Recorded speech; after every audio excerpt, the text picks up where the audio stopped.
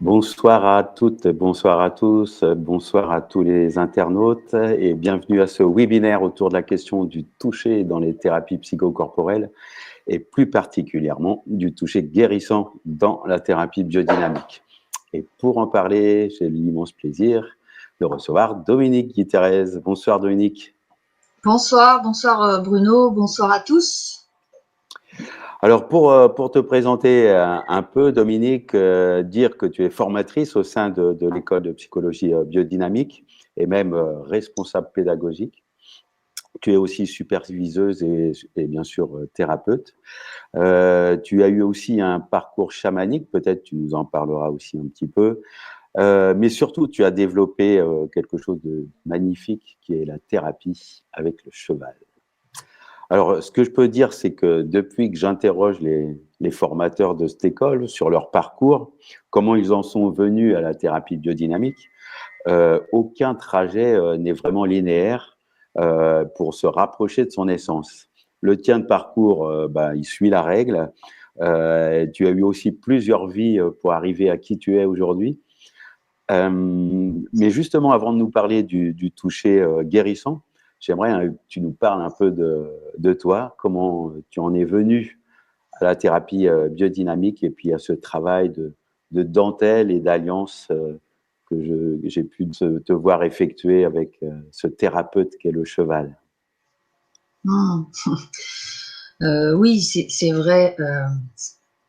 C'est vraiment un parcours. C'est arriver là aujourd'hui, c'est un parcours de vie. Effectivement, comme tu dis, il y a eu plusieurs vies.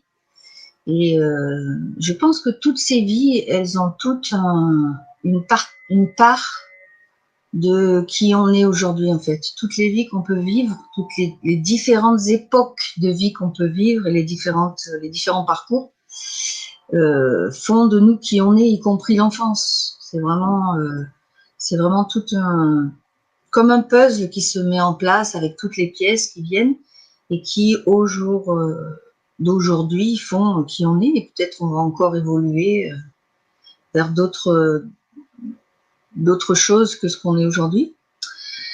Et alors tu parlais d'un parcours chamanique, tu parlais oui, il y a eu tout ça en fait qui a construit peu à peu ma posture de thérapeute. Et puis alors pas tout de suite hein, quand j'étais jeune, mais par petits moments. Et puis ensuite ça a été ma vie, le cheval, oui, le contact avec le cheval euh, m'a aussi aidé à me construire. Et donc c'est vrai qu'aujourd'hui autant la thérapie biodynamique, le chamanisme d'un côté, c'était une voie, la thérapie psychocorporelle biodynamique, c'était une autre voie. C'était deux voies parallèles, on va dire, qui se croisent aussi hein, et qui se complètent vraiment. C'est pas du tout la même chose, mais c'est deux voies très très complémentaires. Et après, le cheval, lui, ça a été l'élément qui m'a permis de les mettre ensemble, de mettre tout ça ensemble. Et en fait, c'était mon objectif, c'était de devenir thérapeute avec le cheval. Alors, pour dire en gros, on va dire le chamanisme m'a amené à la psychologie biodynamique avec cette idée de ne pas laisser tomber le cheval. Et donc, j'ai pu construire, et là, c'est vraiment, on va dire, mon œuvre, ça a été de construire la thérapie biodynamique avec le cheval. C'est pas juste de la thérapie par le cheval comme on peut la trouver ailleurs. Là, c'est vraiment la thérapie biodynamique avec le cheval, c'est-à-dire vraiment avec ce rapport au corps qui est si important en biodynamique. Et non seulement le rapport au corps, mais la totalité de l'être, c'est-à-dire son corps, son psychisme, son mental et sa part spirituelle. Donc, c'est vraiment quelque chose d'entier et de concret.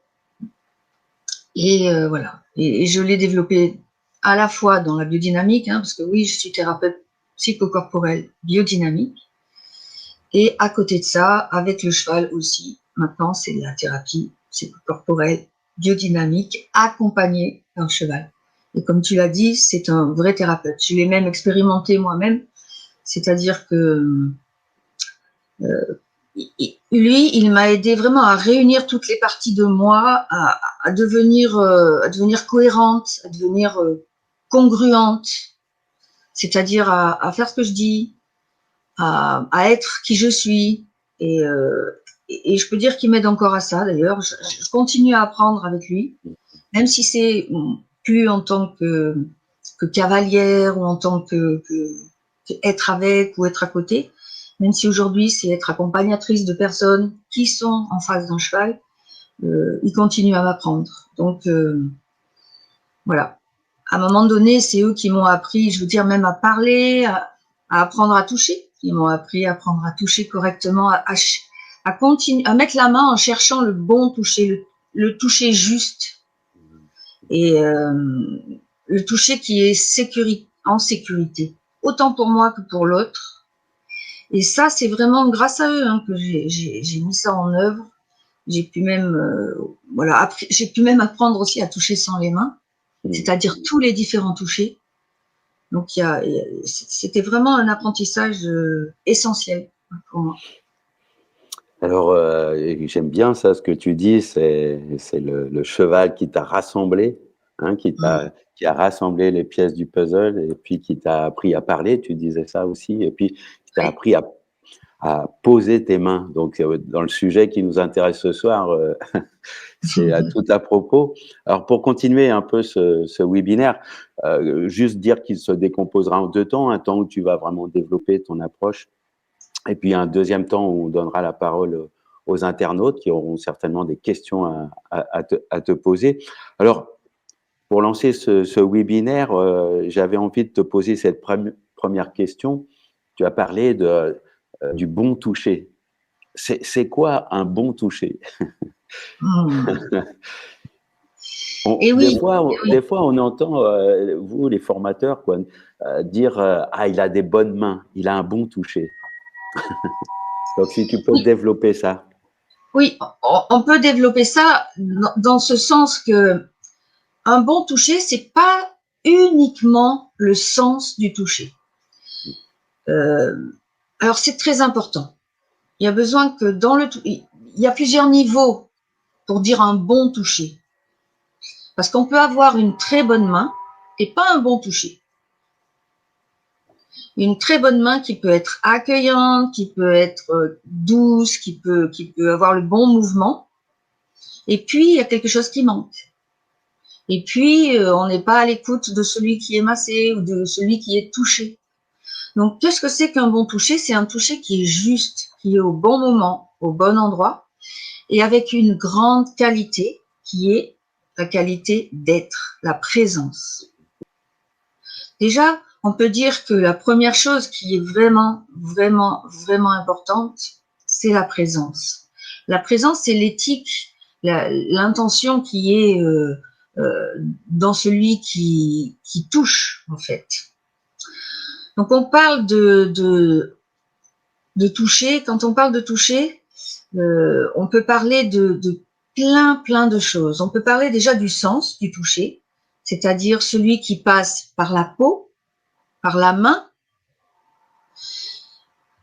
par le contact de peau à peau. On sait que, par exemple, pour les enfants, pour les tout petits, le peau à peau est très, très apprenant et très important. Parce que quand on parle du toucher d'une main à la peau, c'est-à-dire qu'on peut masser on peut toucher, avoir un bon toucher sur le vêtement, mais le toucher sur la peau, le peau à peau est aussi très important parce qu'il y a entre peau, il y a un message. Non seulement entre peau, mais aussi entre muscles. Dans la pratique avec le cheval, par exemple, on le voit beaucoup parce que quand on met les personnes sur le cheval, et notamment, on va dire, les personnes qui manquent de tonus, et qu'on les met sur le cheval et qu'on fait marcher le cheval, en fait, les muscles du dos du cheval parlent aux muscles. Quand on met pas de selle, quand on met vraiment la personne en direct sur le cheval, parle de muscle à muscle. Donc, la personne, le tonus passe d'un muscle à un autre. Et c'est très étonnant de voir comment des gens qui n'ont aucun tonus peuvent se mettre à se redresser, mais c'est naturel. C'est vraiment, c'est pas, on leur dit pas redresse-toi. Donc il y a vraiment ce passage du message de peau à peau. Et dans le massage est un message. Ça, c'est quelque chose qu'on dit souvent, parce que la main va parler au corps de la personne. Non seulement lui parler, mais l'écouter. Et donc, ça, c'est intéressant de savoir aussi écouter avec le toucher. C'est-à-dire que le corps de la personne va s'exprimer à travers ça aussi. Il va expliquer le corps va expliquer ce dont il a besoin. Et pour ça, il faut avoir une écoute, mais pas une écoute avec les oreilles. Bien que les oreilles participent à l'écoute, hein, souvent on travaille avec un stéthoscope, par exemple. Et du coup, les oreilles nous servent à entendre la réaction du corps au toucher. Parce que le corps va réagir de façon très différente si on le touche dans le bras, si on le touche dans le dos, si on le touche ici sur le buste, si on le touche sur la tête, sur les mains, quand on fait les sorties, c'est différent, sur les jambes. Il va y avoir des choses très différentes, des réactions très différentes du corps, et le corps, il s'exprime. Alors nous, on se sert du stéthoscope pour écouter ce qu'on appelle le psychopéristaltisme, qui est un des éléments qui nous sert beaucoup en thérapie psychocorporelle biodynamique, c'est le psychopéristaltisme. C'est ce que Gerda Boysen, qui est un petit peu la fondatrice des écoles biodynamiques, elle a fondé ça en Angleterre. Elle était norvégienne et puis elle est venue en Angleterre où elle a fondé son école. Et là, elle a développé vraiment cette écoute du psychopéristaltisme, qui est cette capacité qu'on a tous à digérer tout ce qui est l'émotionnel, tout ce qui est le matériel émotionnel, tout ce qui peut avoir été stocké, tout ce qui peut être remué, mélangé par tout ce qui est émotionnel. Et donc là, on va avoir une réponse du corps, donc ça va passer par les oreilles, mais il n'y a pas que. Beaucoup de choses passent par les yeux, on peut voir aussi la réaction, on peut voir la couleur de la peau, on peut voir la réaction des muscles, on peut voir plein de choses, et par le senti, la main, justement cette fameuse main qui va sentir les différents niveaux des tissus. On peut sentir l'aura, on peut sentir ce qui se passe autour de la personne, et puis quand on va mettre la main, on va sentir aussi ce qui se passe au niveau de la peau, ce qui se passe au niveau des membranes. On peut travailler à plein de niveaux, au niveau des muscles, on peut travailler au niveau de l'os. Donc là, on va avoir besoin, pardon, je vais voir un petit peu, on va avoir besoin d'être à l'écoute au niveau de la main. La main va écouter le corps, va écouter les petits mouvements, va sentir les petits mouvements. C'est vraiment, c'est vraiment délicat, c'est vraiment de la dentelle. C'est vraiment quelque chose qui se développe petit à petit, une écoute, on va dire une écoute corporelle. Donc, ensuite, on peut parler aussi de contact. Et le contact, il est, on va dire le bon toucher, il est aussi dans le contact sans toucher, c'est-à-dire dans l'approche qu'on va avoir, dans le contact peut-être visuel, il va se passer des choses, le contact auditif, le contact sensitif, le contact émotionnel. C'est vraiment quand on dit être touché, ou j'ai été ému. Il y a quelque chose qui se passe et on doit être à l'écoute. Et c'est aussi une façon de toucher. Par exemple, on peut travailler en psychocorporel avec des personnes qui ne peuvent pas être touchées, où il y a besoin de faire tout un travail avant de les toucher, tout un travail d'approche, et quelquefois même, c'est eux qui doivent toucher en premier. On peut mettre une main et puis que la main, elle attende d'être touchée. Et que ce soit la personne qui vienne s'approcher doucement pour pouvoir elle-même être touchée. Et je dirais aussi que pour répondre à la question de qu'est-ce que c'est que le bon toucher, et notamment quand on parle de massage, parce qu'il peut y avoir une peur du toucher aussi, il peut y avoir des traces de maltraitance aussi qui font que c'est difficile qu'on peut se couper de sa sensation directement. Et donc, avec les personnes justement qui peuvent avoir eu des traumatismes au niveau du toucher, du toucher qui a été... on peut parler de l'abus, mais on peut parler de la violence aussi, on peut parler quelquefois on peut avoir du dégoût avec ça. Et là, on va vraiment parler de qualité de présence avant le toucher, qui va permettre un toucher qui va s'ajuster, qui va être juste. Et puis, il y a autre chose, c'est l'échange. Parce que quand on est dans un toucher, comme je le disais tout à l'heure, on va écouter, on va dire, on va donner, mais on va aussi écouter ce qui est reçu. Parce que c'est pas facile de recevoir, donc on doit être à l'écoute de voir si la personne peut recevoir ce qu'on donne. Et du coup, l'écoute, elle va être peut-être sensitive, on va sentir, peut-être on va élaborer ce bon toucher. Et pour l'élaborer, on va peut-être aussi mettre la parole, c'est-à-dire commencer à cet endroit-là, commencer mon toucher. Est-ce que c'est assez fort? Est-ce que c'est pas assez fort? Il y a vraiment une élaboration et c'est un travail ensemble. C'est pas celui qui masse qui sait. Et ça va demander à celui qui masse, au masseur, une grande humilité d'être OK, d'entendre que ce qui fait si bien, eh bien, c'est pas reçu aussi bien que ça et que ça a besoin d'être changé, ça a besoin d'être créé autrement, ça a besoin d'être amélioré. Non pas qu'il fasse mal, et ça c'est très important, dans la formation, c'est vraiment quelque chose qu'on apporte, c'est de dire, mais ce qu'on fait, on peut être le meilleur masseur du monde, ce qu'on fait va convenir à une personne et pas à celle qui va suivre. C'est-à-dire que c'est au masseur d'être à l'écoute de ce que l'autre reçoit et de ce que l'autre a besoin pour pouvoir élaborer le bon toucher. Le bon toucher, il n'est pas pour tout le monde pareil. Donc, il y a vraiment cette notion d'élaboration du bon toucher.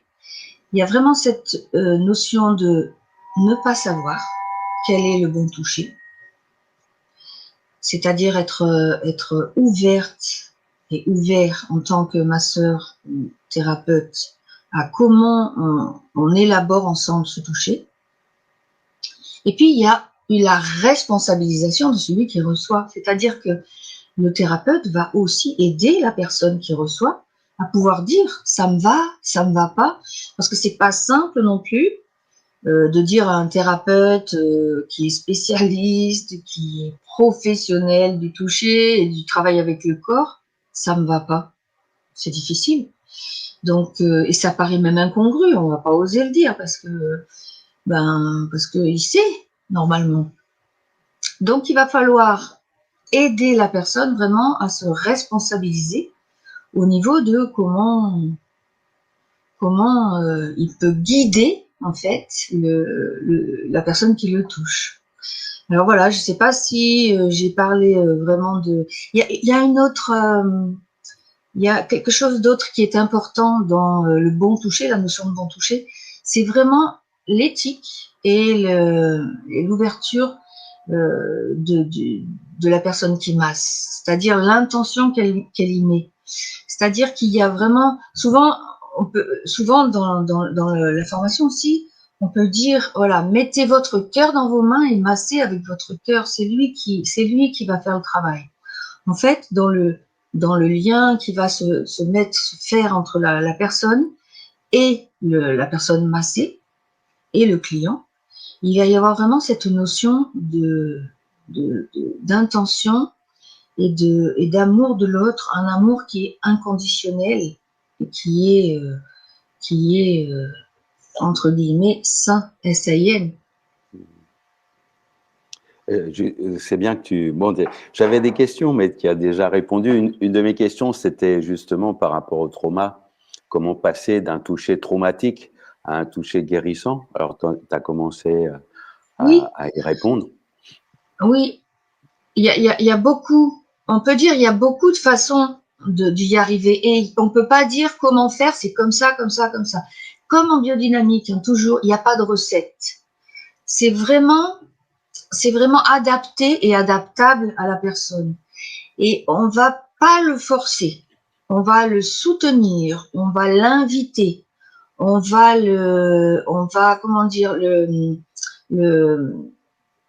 essayer de l'amener, de l'inciter, mais toujours, toujours, toujours en grand respect avec ce qui est possible pour la personne.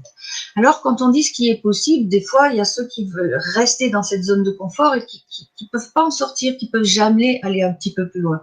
Alors, on va justement les soutenir à aller un peu plus loin, mais de leur propre fait. C'est-à-dire qu'on va soutenir cette envie, parce que si la personne vient en thérapie, c'est qu'elle a envie de bouger, elle a envie d'évoluer, elle a envie d'avancer. Et donc, on va soutenir cette envie d'avancer avec des invitations, mais une invitation qui vient chercher la volonté de la personne de faire ce pas. On va l'inviter et le soutenir. C'est vraiment l'idée. Et tout simplement, on peut très bien proposer d'avoir une main et que c'est la personne qui commence à venir d'abord comme ça, puis comme ça. Ça m'est déjà arrivé une fois où vraiment j'ai posé la main sur le fauteuil en disant voilà, ma main est là. Et maintenant, je vais vous laisser venir. Et moi, je ne vais pas aller chercher, mais je vous invite vraiment à venir jusqu'à moi. Et la personne a commencé effectivement à me regarder de loin, elle a commencé à me toucher, mais d'une façon totalement... moi, ma main était là, et elle m'a touché d'une façon totalement sécure pour elle. C'est-à-dire, elle ne mettait pas la main comme ça, elle m'a touché comme ça. Et puis, séance après séance, elle a mis la main comme ça. Et ensuite, elle a mis la main comme ça, elle m'a touché ici. Donc, c'était vraiment progressif pour elle, jusqu'à ce que je puisse la masser habillée. Une fois que je l'ai massée habillée, jusqu'à ce que d'elle-même, elle se mette un petit t-shirt avec des petites bretelles. Donc, j'ai pu commencer à toucher les bras. Et petit à petit, comme ça, on est arrivé à ce qu'elle soit massée sur la peau. Et c'était vraiment un travail magnifique, mais ça a pris du temps. Alors justement, c'est bien que tu dises ça, parce que souvent, massage, c'est connoté un peu d'une dimension érotique, alors que là, dans les thérapies avec le toucher, c'est pas du tout un toucher érotique, même si le pot à pot déclenche une libération d'ocytocine, etc. Alors, comment tu approches tout ça?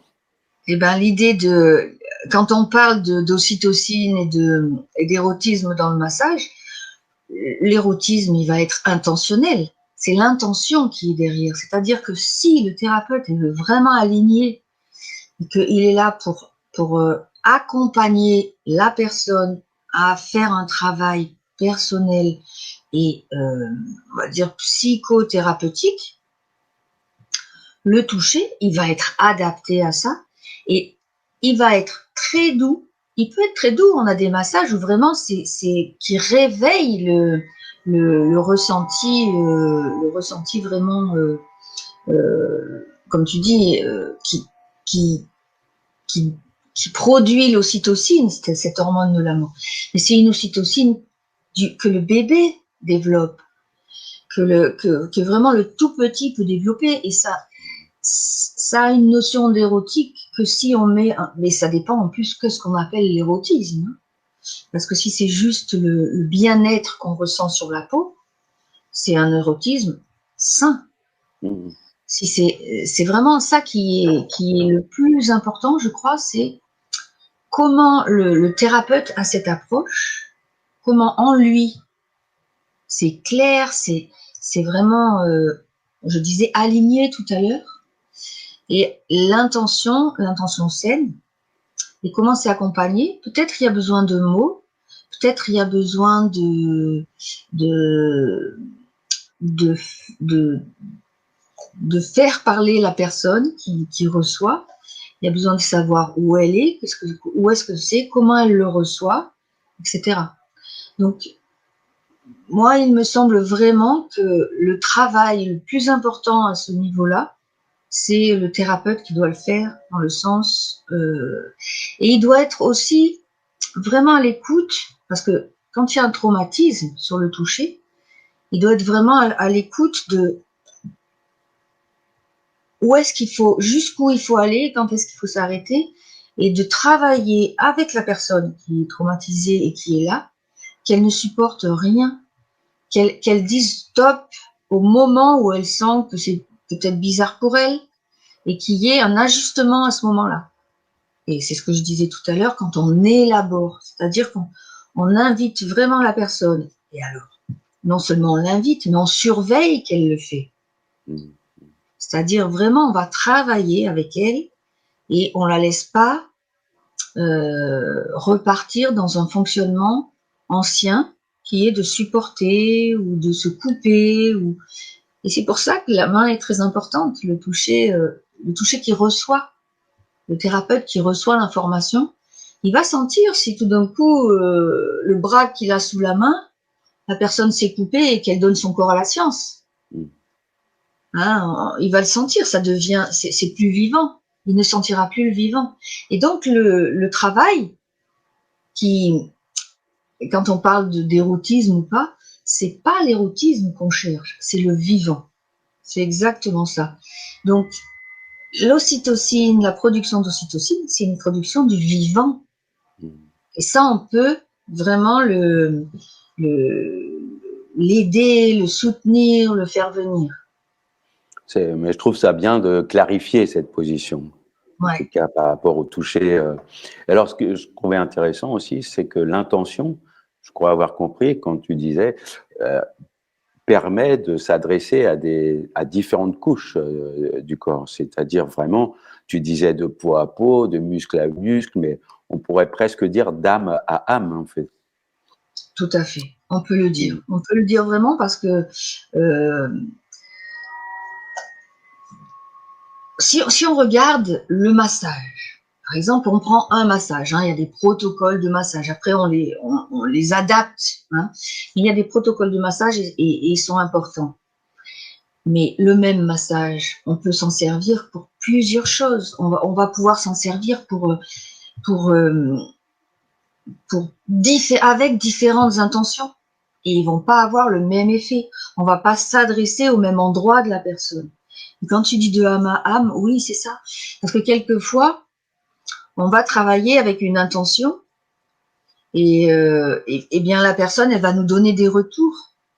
Des choses vont venir à elle pendant le massage. Tiens, quand je masse ce bras-là, je pense à ça. C'est exactement sur le chemin sur lequel on est parti avec cette intention.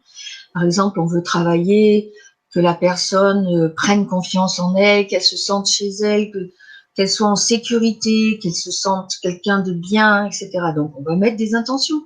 On va faire un massage qui est peut-être contenant. Normalement, un contenant, c'est pour affirmer le contenant, c'est pour affirmer que on est en sécurité à l'intérieur, mais peut-être que ce contenant, on va pouvoir s'en servir avec une intention de sentir que tout ce qui est à l'intérieur de ce contenant, c'est OK comme c'est. C'est-à-dire, il n'y a rien à changer, il y a à améliorer, il y a à continuer à évoluer, à être, à apprendre à vraiment être, mais c'est OK comme c'est déjà. Et donc, tu veux dire que le même massage, il peut servir à confirmer ou à contenir, ou à contenir, selon ou à l'intention. conforter, oui, ou à conforter, parce que des fois, il y a besoin des deux. On peut conforter et puis ça reste pas. Ça traverse le corps et ça reste pas. Donc là, il va y avoir besoin en même temps, de confirmer les contours et de dire ça peut être contenu ici, parce que c'est la bonne place, c'est la bonne personne.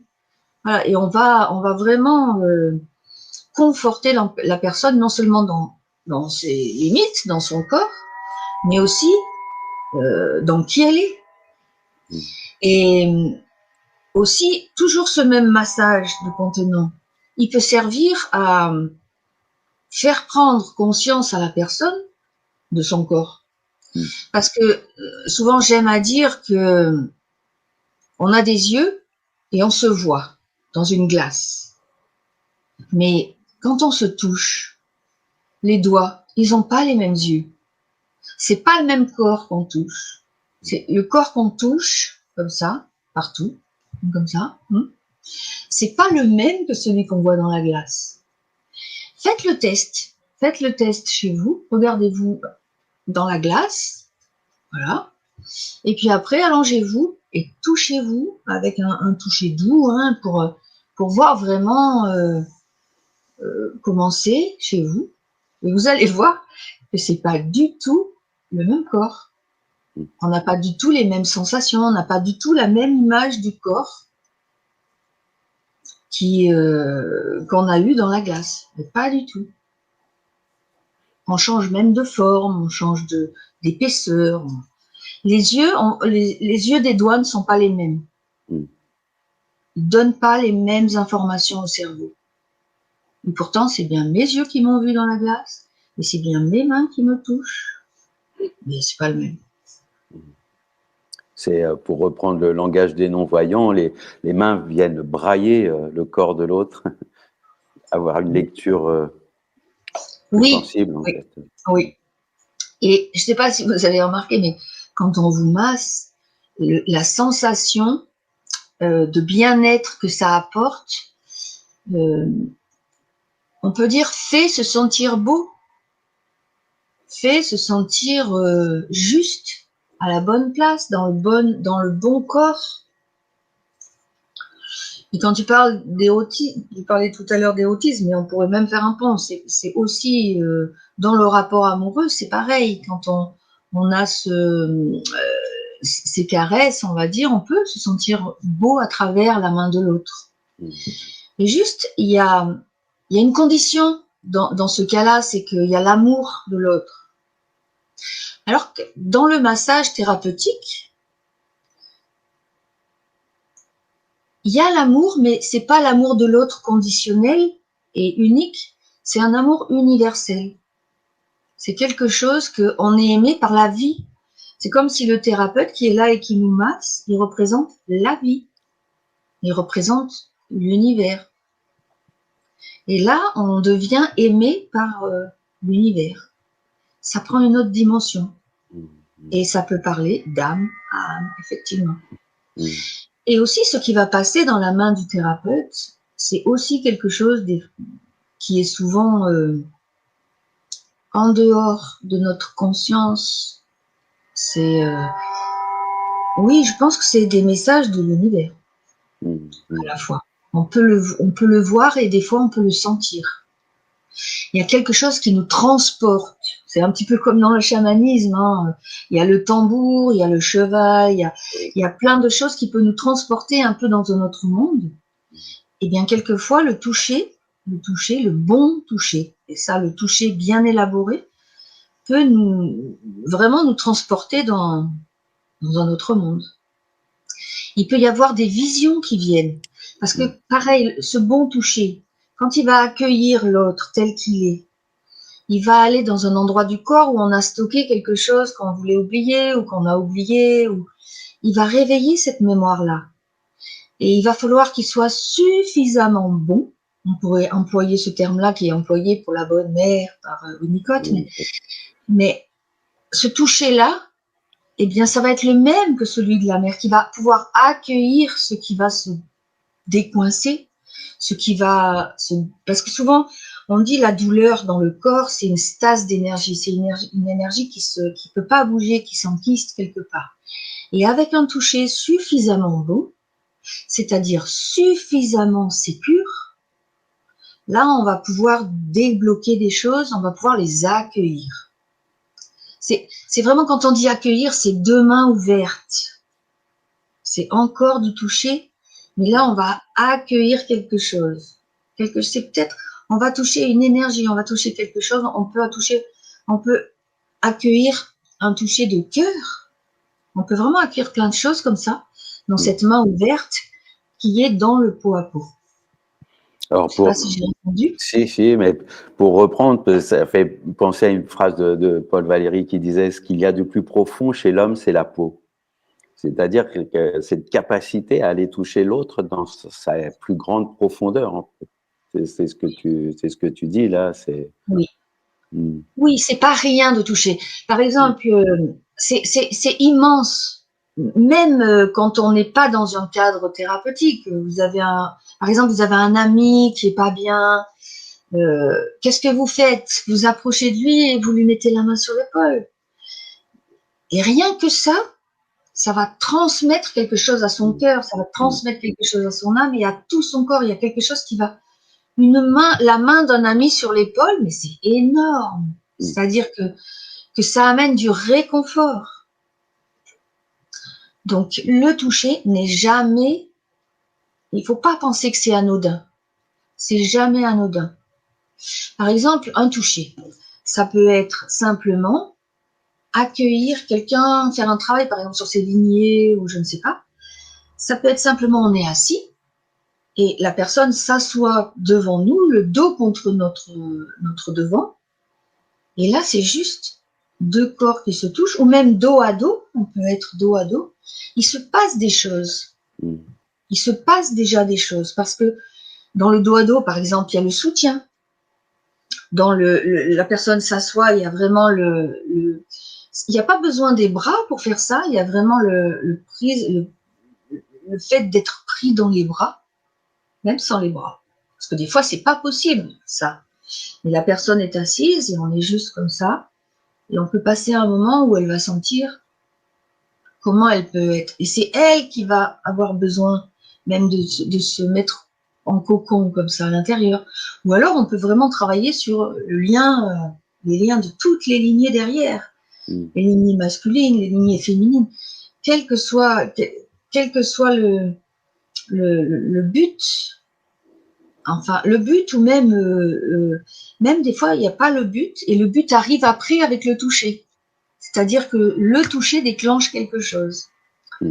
Donc là, c'est vraiment très important et surtout aussi de penser qu'il n'y a pas que le toucher. On touche avec la main. Voilà.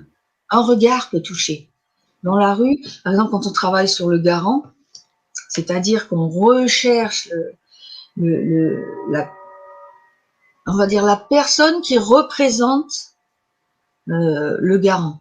Le garant, ça serait le personnage qui un jour dans notre vie nous a vus pour qui on est vraiment, qui nous a vus et qui, même si on ne connaît pas, on a croisé deux yeux, mais ces yeux-là, ils nous ont vus, ils nous ont reconnus et juste, ça a duré 2 secondes, mais on les a jamais oubliés parce qu'on s'est senti vus et reconnus.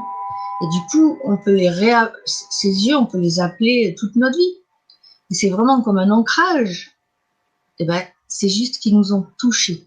Ils nous ont touchés, comme tu dis, au plus profond de nous. Ils sont passés à travers tout. Et ils sont venus toucher notre âme, notre essence. Ce qu'on appelle notre essence, nous on l'appelle le noyau sain, le dynamique. C'est vraiment cet essentiel qu'on protège tellement. Et d'ailleurs, on coupe tout, des fois, on coupe tout toucher, tout contact pour protéger cet essentiel. Et là, on peut passer à travers, voilà, même une main comme ça sur l'épaule, un regard, quelque chose, un mot qui rentre par les oreilles et qui vient couler comme ça jusqu'au cœur. C'est ça qui est important. Tout fait partie du toucher. Même les silences. Même le silence. Oui. Alors, j'en profite, si vous êtes touché par ce que dit Dominique, n'hésitez pas à poser des questions. Voilà, ah ben ça y est, ça commence à arriver, les questions. Est-ce que on peut commencer les questions? Je peux peut-être donner un exemple qui m'est arrivé ce matin. Oui. J'avais une séance avec une personne qui vient travailler avec le cheval. Et ce qui a été fabuleux, c'est que le cheval, qui était en liberté, a amené ce travail du bon toucher, mais tout seul. Parce que il y avait un toucher un peu mécanique au départ, croyant faire du lien. Le toucher, lui, il était mécanique. Et le cheval, il partait. il restait pas là, il était agité, il n'était pas du tout avec la personne. Et quand elle a pu prendre conscience de ça, et qu'elle a changé sa façon de toucher, sa façon d'approcher, même, c'est-à-dire même sans toucher au départ, et après de toucher avec conscience, le cheval, il s'est arrêté à côté d'elle, il est resté là. Donc il y a vraiment eu tout ce travail sur le bon toucher, comment je m'approche, comment je commence à toucher énergétiquement, on va dire, et puis comment je brosse, quoi, comment je touche, comment je caresse.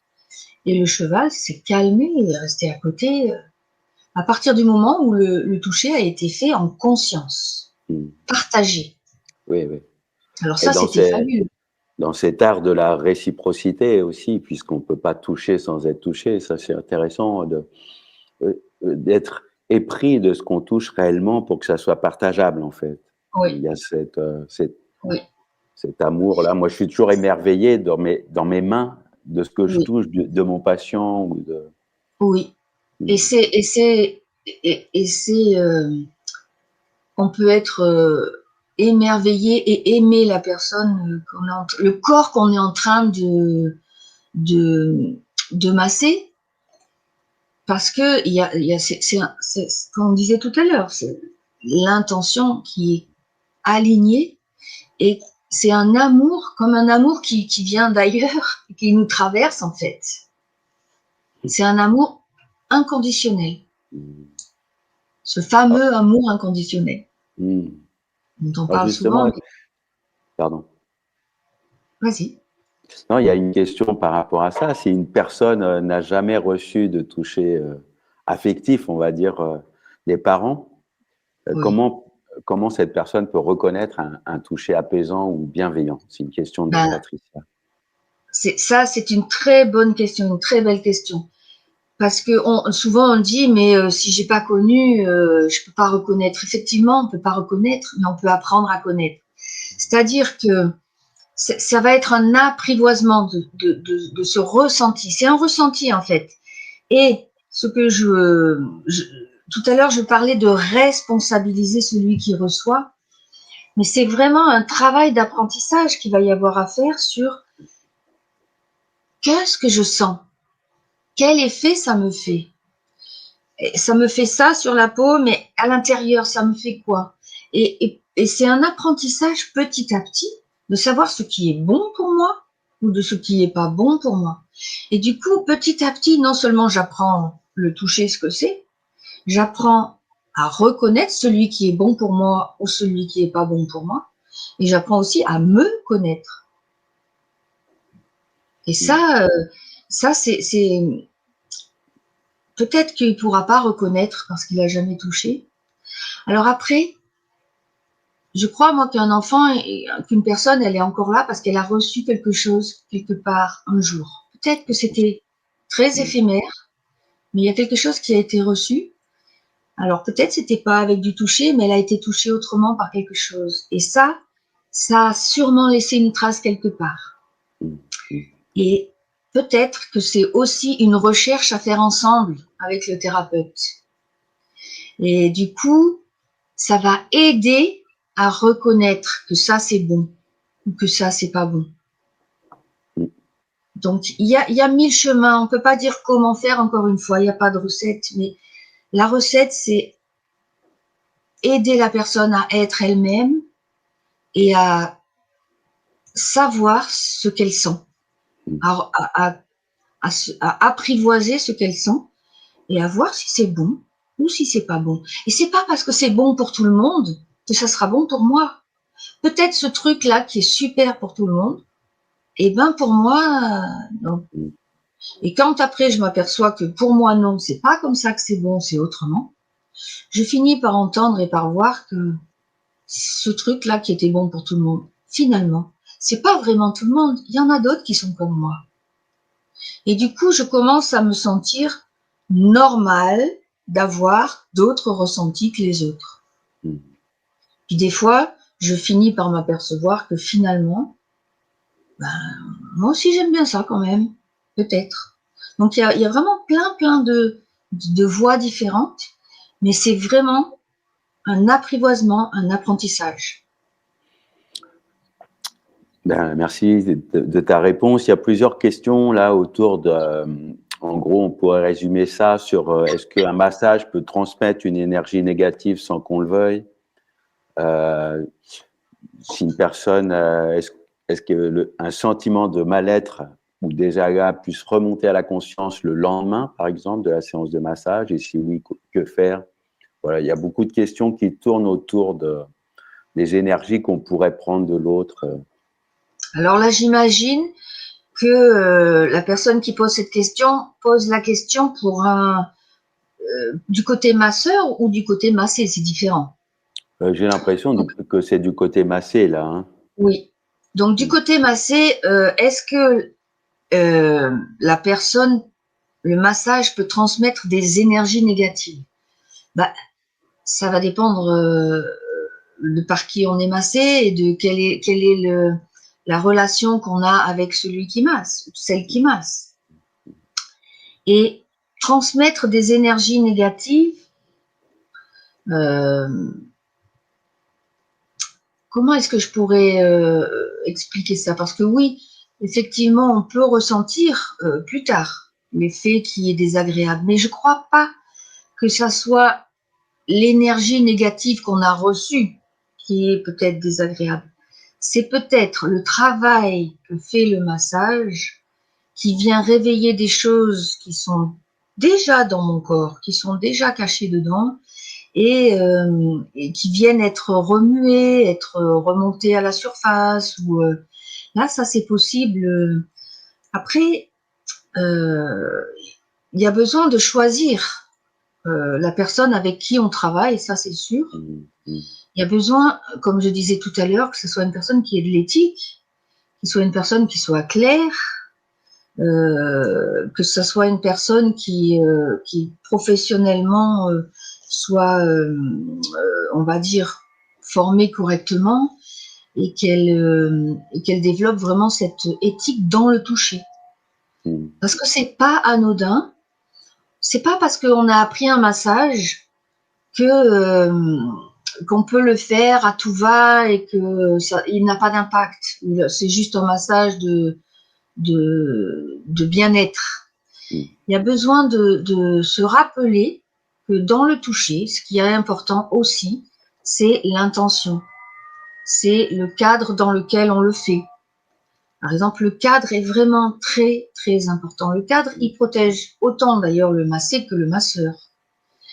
Et il y a besoin d'être vraiment très clair, parce que même pour un masseur, des fois, il peut être contacté par quelqu'un qui cherche autre chose que du soin thérapeutique. Donc, il y a vraiment besoin de faire quelque chose de clair, dans un cadre clair. Et à ce moment-là, ce qui peut être bougé, remué, parce que oui, quelquefois, il y a des choses désagréables qui sont bougées par le massage, par le toucher, et il va y avoir besoin de travailler derrière. Ça doit être accueilli, ça doit être parlé. Et si jamais il y a des choses qui se déclenchent le lendemain d'un massage ou etc., c'est très important d'en parler avec son thérapeute. Et surtout pas le mettre sous le tapis, de dire oh c'est normal, etc. Il y a besoin, parce que c'est une réponse du corps, et il y a besoin que ça soit travaillé et traversé. Si on veut pas que ça revienne, que ça soit un nouveau traumatisme, que ça revienne se remettre sous le tapis pour sortir encore pire une autre fois. Donc il y a vraiment besoin de être à l'écoute des réactions du corps à un massage, oui. Alors, il y a une autre question, quoi, il y en a plein hein, qui arrivent. Par exemple, alors j'imagine que c'est du point de vue du massé.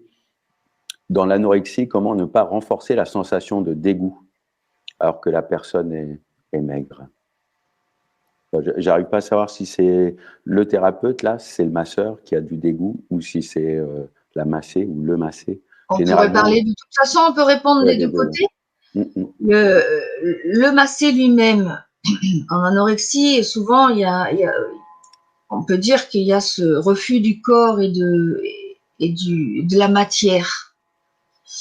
Et ben, ça va être un travail d'apprivoisement. on va travailler d'autres choses. Hein. L'anorexie, c'est quand même quelque chose de particulier, donc on va travailler plein de niveaux. Mais au niveau du corps et du toucher, on va pouvoir vraiment travailler. C'est un apprivoisement, là encore, avec, et même le psychopéristaltisme, hein, pour l'anorexique, ça peut être difficile de s'entendre, d'entendre l'intérieur de son corps. Ça peut provoquer du dégoût. Le corps peut provoquer du dégoût. Et donc, il y a vraiment besoin de... Je dis pas qu'il faut faire que ça, parce que vraiment, il y a autre chose à travailler hein, dans le psychisme, mais il y a vraiment cet apprivoisement, et là, cette construction du bon toucher, et peut-être avant d'aller toucher, de faire toucher. C'est-à-dire que l'anorexique peut aussi apprendre à toucher lui-même. Plein de textures, hein, du bois, toucher du mou, toucher du dur. Il y a beaucoup de choses avec ça à travailler. Et du côté du masseur,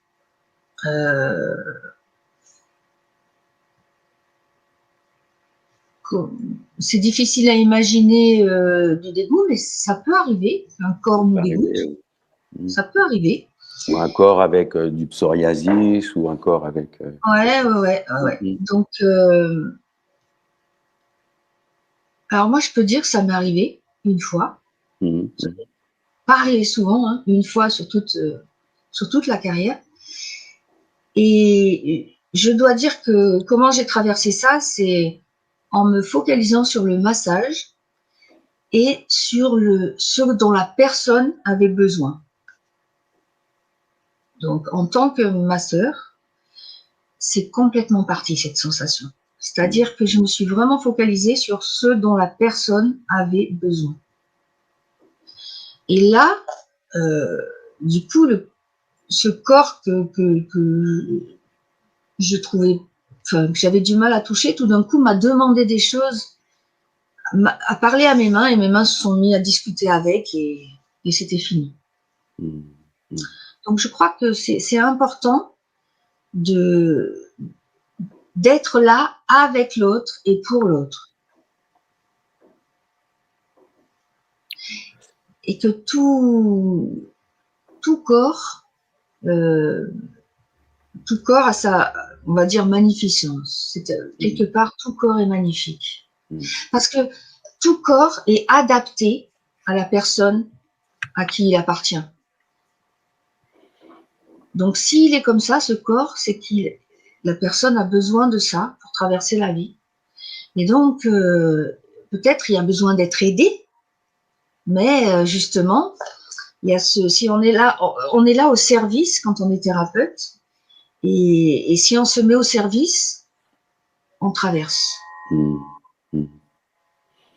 Alors peut-être une dernière question, parce qu'on s'approche de l'heure, et puis, mais avant cette question, je voudrais dire que s'il y a des personnes qui sont intéressées pour un stage que tu animes sur l'initiation au massage, justement, le toucher guérissant, oui. Ça aura lieu du 19 au 22 juin à Écueilly, près de Lyon. Voilà, je vous invite à prendre les renseignements. Et puis, il y a une question là de Patricia, puis on peut peut-être l'élargir. C'est-à-dire, elle dit, vous avez parlé des os. Comment un massage peut-il atteindre les os, et quel en est l'intérêt? Est-ce douloureux ou désagréable? En fait, c'est quoi l'utilité des massages dans la thérapie biodynamique, peut-être par rapport aussi à redonner au corps ses capacités d'auto-guérison et tout le cycle? Oui, ce que j'entends dans la question, c'est comment on peut atteindre les os alors qu'on masse sur la peau, et comment on peut aller comme ça dans des niveaux différents. Alors encore une fois, c'est l'intention. Et là, c'est une intention en clair. Par exemple, à quoi ça sert d'aller travailler sur la structure des os? En fait, souvent, on travaille sur les membranes qui sont autour des os, sur le périoste. Mais c'est vraiment quand on a besoin de travailler sur la structure, sur l'énergie. L'énergie, souvent, enfermée, s'enferme dans les os. C'est vraiment le lieu, il y a la moelle dans les os. Et là, on va aller avec l'intention, on va traverser tous les tissus, et on va aller chercher à ressentir ces os, à les soutenir, et peut-être à les ouvrir. Pas à ouvrir l'os, à le casser, hein, mais à ouvrir cette énergie, à la faire sortir et à venir à la surface pour que la personne, elle retrouve cet élan de vie. Et donc, l'idée d'aller toucher les os, c'est sûr qu'on va pas appuyer comme des fous, on appuie un peu plus quand même, hein, on va le sentir, on va aller le chercher, on va aller le redessiner, comme ça on va chercher l'os. Mais on peut le sentir à travers les tissus. On n'est pas obligé de tout ouvrir pour aller toucher l'os. C'est vraiment une grande part. On appuie un peu plus et puis on n'appuie pas avec le bout des doigts. On va vraiment chercher avec la pulpe pour pas faire de douleur, hein, parce que ça peut être douloureux si on va vraiment avec le bout des doigts comme ça, on essaye de traverser. Et c'est vraiment, on va aller chercher cette énergie, on va aller la contacter et après on va aller la travailler pour qu'elle vienne à la surface.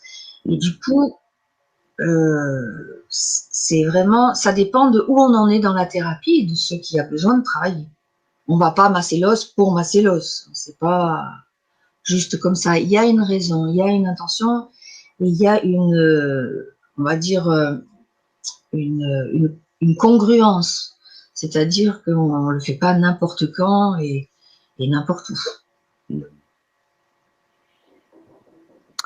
Ben voilà, en tout cas, oui, il y a beaucoup de, il y a des personnes qui disent oui, on peut aussi toucher par les vibrations, bien sûr. Donc, Oui, bien sûr. oui, il y a beaucoup de personnes là qui sont aussi thérapeutes, hein, en tout cas qui sont touchées par ton discours. Et puis, ben, on les invite à venir approfondir si ça les intéresse ton stage, hein, qui est. Oui, avec plaisir. Oui, oui, c'est vrai que c'est des stages qu'on peut faire aussi en tant que thérapeute pour venir rajouter une touche à ce qu'on fait déjà. Oui, oui. Et redire, je crois que tu seras d'accord avec moi, de la puissance incroyable des massages. On croit qu'on touche à pas grand-chose, mais ce qu'on touche, c'est fondamental dans les massages. Oui, oui. Il y D'accord. a même une école de thérapeutes à Amsterdam, en Hollande, hein, où ils travaillent, mais essentiellement, ils sont en biodynamique aussi, et ils travaillent essentiellement avec les massages mais archi simples qui s'appellent la biorelease. Et c'est une thérapie en soi. C'est-à-dire, ils accompagnent avec ça. Alors bien sûr, avec la biodynamique, c'est pas que du massage, hein, mais au niveau massage, ils font énormément. Et c'est une thérapie. Ils accompagnent les massages de biorelease. C'est vraiment, on pourrait dire, mais c'est archi simple la biorelease. Ben oui, mais il n'y a pas besoin de faire des choses hyper compliquées. Le toucher, c'est direct. Souvent, je dis ça des chevaux. Ils sont directs, ils vont à l'essentiel. Eh bien, je crois que le toucher, c'est pareil. Le toucher est direct, il va à l'essentiel. Et je crois qu'il y a besoin vraiment du cadre pour assurer qu'il aille à l'essentiel d'une façon saine et efficace. Eh ben, merci de ton éclairage, en tout cas, c'était passionnant. Et puis, ben, pour nos internautes, merci de nous avoir suivis. Merci à toutes vos questions, il y en a plein. On n'a pas pu, en tout cas, beaucoup de gens sont touchés de ta présentation très sensible et pertinente. Bon, c'est gentil, merci beaucoup. Moi, je remercie aussi tout le monde de leur présence. Et puis, eh bien, vous accueillerez avec plaisir à l'école de psychologie biodynamique. Merci. Merci à tous et bonne fin de journée. Merci à toi, Dominique.